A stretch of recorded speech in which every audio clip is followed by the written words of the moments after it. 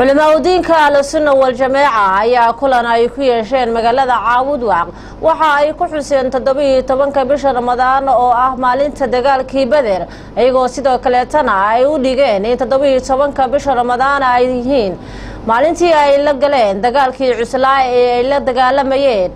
ورورك على الشباب ودد هالكاسي أي كجيريودين على السنة والجماعة warbixin arrinkaasi ku saabsan Yuusuf Cabdi Shire ayaa cabad wax ka soo diray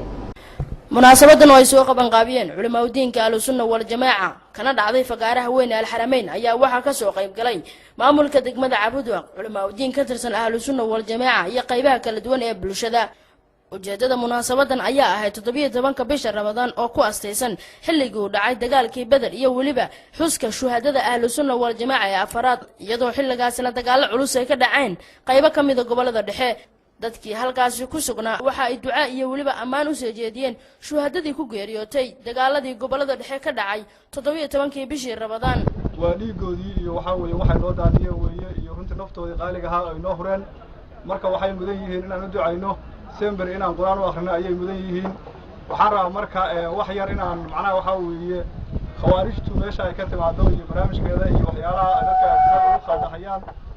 حرة بعد ذكر إن الوجه نون كاس وحاول حنون كا خوارج كا ولا يا ساد كور قطان بقى أهلسنة والجماعة رجي شهادتها وهوشة بلاوي وحي كل بلاوتي وأتقرن إنسان شباب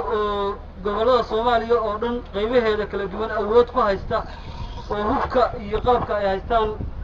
وحوي dadkoo dhan hadda ay ka warqabaan baa waxa lagu bilaabay saddex nin oo culimo ah baa burceel masaajid ay ku jira oo mawlidka nabiga akhrinaya baa la yiri joojiya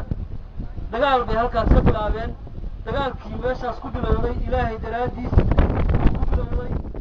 waxa weeye wuxuu gaaray ayadoo Ahlusunnah wal Jamaaca ay wataan qoryo aakeeya dambigooda Allah dhaafo qabrigan Allah u qaboojiyo jannadii firdawsana Allah ka warramo insha Allah wayna heli doonaan inta markaan ka guddo waxaan rabaa inaan u mahad celiyo culimada diinka ee Ahlusunnah wal Jamaaca oo hadda majliskan jooga dhalinyarada iga soo horjeeda kuwaas oo ahaa kuwii qaaday green line-kii oo la jiray magaalada taariikhda ayaa qoraysa